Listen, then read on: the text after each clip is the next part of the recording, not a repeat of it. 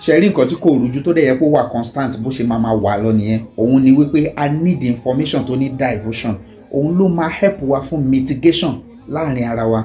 Eléyìí ló máa ràn wá lọ́wọ́ láti lè ní full comprehension lórí gbogbo àwọn ọ̀rọ̀ tá a bá ti ní the perfect digestion. Kí ni mò ń try láti sọ? Ṣé ó yẹ kí Alhaji Wasiu Ayinde ṣó yẹ kó apologize àbí kò yẹ? Ẹ mọ̀ pé lórí Àkọ́ TV a kàn kì í ṣe content, a kàn kì í ṣe fídíò lásán tí ó bá ṣe pé a fẹ́ pass information tó wà vital tá a dẹ̀ believe wípé àwọn èèyàn máa bá wa dá sí láti lè ní ẹ̀kọ́ kún ẹ̀kọ́, because a lè wà láyé ká má máa learn every day. Tá a bá ní kó kàn wá, a lè sọ pé kó kàn wá because tó bá kan ẹnìkejì tó bá padà wá kàn wá kọ́. Nǹkan tó ṣẹlẹ̀ láàrin Alhaji Wasiu Ayinde pẹ̀lú ìkan lára àwọn fans wọn nínú fídíò yìí ó speak a lot. Bí fans yẹn ṣe ṣe, bí fáwọn yẹn ṣe ṣe, àti báwo ni Alhaji Wasiu Ayinde ṣe reciprocate sí nǹkan tẹ́ni ẹ̀ ṣe.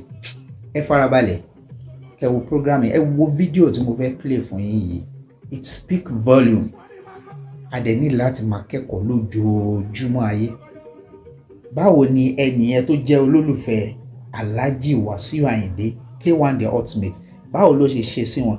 Báwo làwọn ṣe dá, báwo náà ṣe reciprocate, àti kí ni comment àwọn èèyàn tó ń sọ lórí ọ̀rọ̀ yẹn. Bọ́ kí n tó lọ síbẹ̀ yẹn, mo mention wípé ṣó yẹ kán apologize àbí kò yẹ lórí ọ̀rọ̀ pé Alhaji Wasiu Ayinde sọ pé àwọn àǹfà àwọn aganu sí ọ̀dọ̀ àwọn, tí a ti rí lára àwọn loyalist wọn àtàwọn olólùfẹ́ àtàwọn tó ń jẹ́ die hard fans tó ní pé ọ̀rọ̀ yẹn òun ṣe pọ́n fi tàbùkù àwọn àǹfà.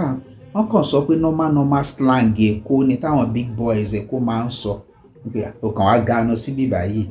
So àwọn èèyàn get it wrong because àṣìwí kò tó àṣìgbọ́, ó lágbára ju àṣìwí lọ. So ká wá ní pé Alhaji Wasiu Ayinde on mean any harm, on they try láti insult anybody, wọ́n kàn sọ̀rọ̀ pé normal grand level. Ṣé nǹkan tèmi wá padà pick yìí ń bẹ ọ̀rọ̀ yẹn tó fẹ́ kù díẹ̀ káàtó? Èmi ò ń ṣọ̀tá Alhaji Wasiu Ayinde, àgbàlagbà ni wọ́n dẹ̀ jẹ́ ológo, wọn ní mọ́lẹ̀ lára, so mi lè bínú ológo, ó jẹ́ kan lára àwọn olólùfẹ́ wọn. But nǹkan tí Àkọ́ TV wà fún ni pé láti máa gba ẹ̀kọ́, láti máa gba ìmọ̀ kún ìmọ̀. Nínú ọ̀rọ̀ wọn, mi kéré nígbà tán kọ orin wípé torí pàṣọ àlà lèpo máa ń wá o, ẹni bá lórúkọ kò ṣe mẹ́dọ̀ o. Àwọn fúnra wọn náà kọ orin yẹn. Ohun àwòkọ dẹ̀ ni òòṣà máa ń retí sí. Ìwọ tó bá ti lórúkọ tó ní mínì, tó nítumọ̀ nínú ayé, ó yẹ kó mọ̀ pé gbogbo movement ẹ̀ ló gbọ́dọ̀ máa wà careful pẹ̀lú báwo ló ṣe fẹ́ sọ̀rọ̀, báwo ló ṣe fẹ́ hùwà, àti báwo ní ṣe sí ẹ̀ láwùjọ, because ó máa count along táwọn èèyàn bá fẹ́ bẹ́ẹ̀ rí sí. Alhaji Wasiu Ayinde sọ nígbà tí wọ́n sin mọ́mì wọn tán, wọ́n lọ síbi ìnáwó Sheikh Farouk Oníkíjìpá tán lọ ń kọrin. Àwọn á jẹ́ kó máa yé wa ń bẹ̀ wípé ọlá ìfẹ́ táwọn ní sí bàbá yẹn àti pé bọ́n ṣe tóbi lọ́wọ́ àwọn tó jẹ́ pé wọ́n lè gba nǹkan tì lọ́wọ́ wọn. Ẹ bá mi underline ọ̀rọ̀ yẹn pé wọ́n lè gba nǹkan tì lọ́wọ́ àwọn nífẹ̀ẹ́ wọn gan, àwọn dẹ̀ fẹ́ kójú tì wọ́n lọ́jọ́ tán ṣayẹyẹ. Kí wá ló dé tí this same àfà, this same sheikh tẹ́ mọ ipò wọn nínú Islam pàápàá jùlọ nílẹ̀ Yorùbá, kí ló dé táwọn wá sọ fún yín pé Alhaji Wasiu Ayinde ọ̀rọ̀ tẹ́ sọ tẹ́ láwọn àfà ganu yìí wọ́n ti ṣì gbọ́ o, bọ̀ nǹkan tí mo fẹ́ kẹ́ ṣe fún mi báyìí ni pé ẹ kàn bá mi sọ nísìn pé ẹ má bínú o, kọ́rọ̀ yẹn dẹ̀ tán. Kí ló dé tí Alhaji Wasiu Ayinde ò fi wá dá àfà yẹn lóhùn tán wá sọ pé àwọn ò lè apologize nítorí pé àwọn ò bú anybody? Ìyẹn gangan ló padà ń bí àwọn èèyàn nínú, because normally ọ̀rẹ́ gbọ́dọ̀ tijú ọ̀rẹ́ ẹ̀. Ẹni tó bá pè lọ́rẹ́ ẹ̀, tó pè lálásùnmọ́ ẹ̀, tó pè lẹ́ni tó nífẹ̀ẹ́, kó yẹ kó lè tijú ẹ̀, kò yẹ kó gbà nǹkan. Ẹ bá mi subscribe, farabalẹ̀ kẹ́ wo fídíò yìí látòkè délẹ̀, because ọ̀rọ̀ yẹn ti di pé ó ti di iṣu atayanyan. Tí n bá kà rárá, mo sì lè ka àǹfà tó lórúkọ tó jẹ́ pé àwọn èèyàn máa ń retí pé àwọn fẹ́ gbọ́ wáàsí wọn.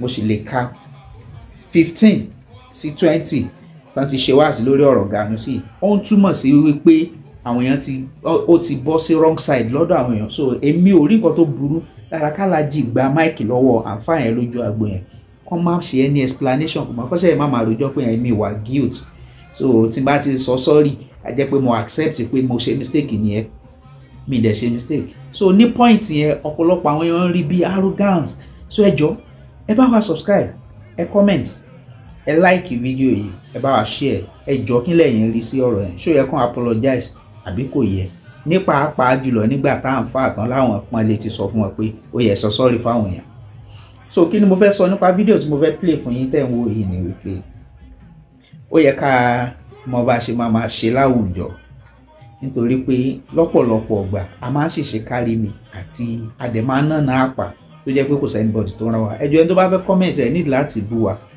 nǹkan view tèmi ni opinion tẹ̀yin náà ẹ̀yin náà comment kẹjẹ́ ká jọ kẹ́kọ̀ọ́ ẹ là wá lóye ẹ̀dẹ̀ kọ́ wa ní ẹ̀kọ́ ni nǹkan tá a fẹ́ nìyẹn máa yẹn ná Alhaji Wasiu Ayinde lówó ó ń fìfẹ́ hàn wípé àmọ́ mi ẹ̀ kú ẹ̀ ń ṣènáwó ó wá bẹ̀rẹ̀ sí ní ná wọn ní owó ó ná wọn ní owó ná wọn ní owó débi pé Alhaji Wasiu Ayinde wá sọ fún máa yẹn pé ó ti tó ẹ mọ̀ kó máa náyàn lówó kẹ́ni ẹ̀ tó wá máa kọ́ṣẹ́ ẹ pé ó ti tó kó wá máa ṣàgídí pé ara ò ní dáwọ́ dúró ó náwó yẹn lọ débi wípé mo wá padà ń rí ẹnìkan comment lábẹ́ fídíò yẹn wípé olóṣì ọwọ́ rẹ̀ òun náwó bí ẹlẹ́dà òun ṣe kárí mi níta ebi dẹ̀ ń pa àwọn èèyàn nílé ẹni tó kàn lè sọrú ọ̀rọ̀ yẹn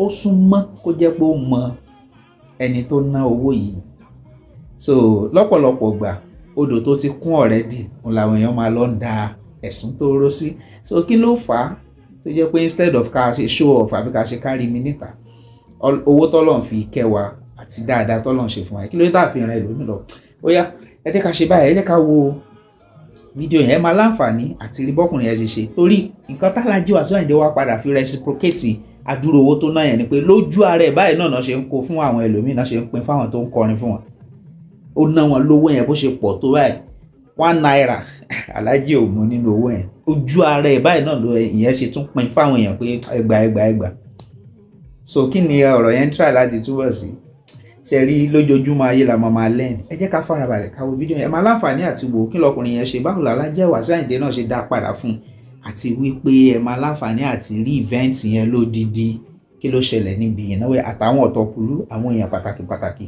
tó attend the program yẹn ẹ ṣe gan tẹ́ǹtẹ́ ti sọ kò ní bàjẹ́ fún yín Àkọ́ TV náà ni ayọ̀ gbogbo wa ò ní dìbà ló jẹ́ ẹ comment ẹ like ẹ dẹ̀ bá mi share ẹ ṣe gan ó yá. irú àwọn ní kò máa sí o àkọlò ayé ti ẹgbẹ́ ìbò náà kì í tó wà nígbà náà ní ọjọ́ náà oṣù dáadáa ó lè mọ mi má máa lọ sí o àkọlò ọjọ́ náà oṣù kẹjẹjẹ ajẹjẹ òun mi tó máa lọ sí ebi yàrá ọlọ́kùnfẹ́ lókè ọlá àsọ̀rọ̀ ayé.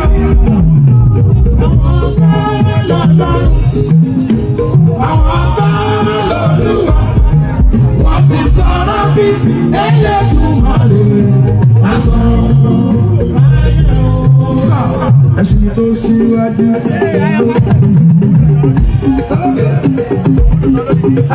ẹ̀sìn tó ṣíwájú ló gbàgbé àmúdẹ́gbẹ̀ ìgbà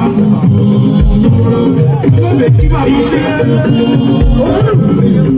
ẹni bá wọ̀ wẹ̀ ó ká lọ. Olóògbé kí máa máa ṣe àtọ̀kùnrin. Wọ́n ní máa kọ́ lórí ọmọ bá fi ẹ̀ bàbá báyọ̀ bẹ̀rẹ̀ lọ́dọ́kọ́dọ́. Orí ọmọ ló kọ́ wọ̀nyẹ. Ìyá àti bàbá ọmọ ló kọ́ wọ́n ṣe o. Ọmọ òkèrò ìgbé tó dá lórí ìgbà gbogbo. Ìgbà gbogbo ọmọ tí wọ́n bẹ̀rẹ̀ sí. Ẹni bá mọ̀ rẹ̀ ó fẹ́ lọ. Àṣà lábù máa lẹ́kọ̀ọ́.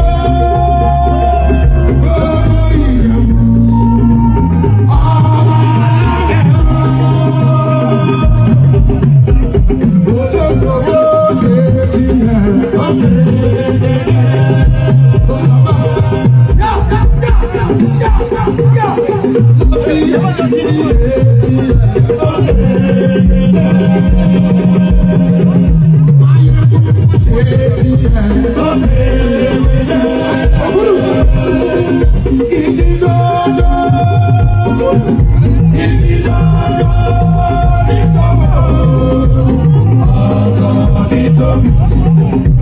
Oh,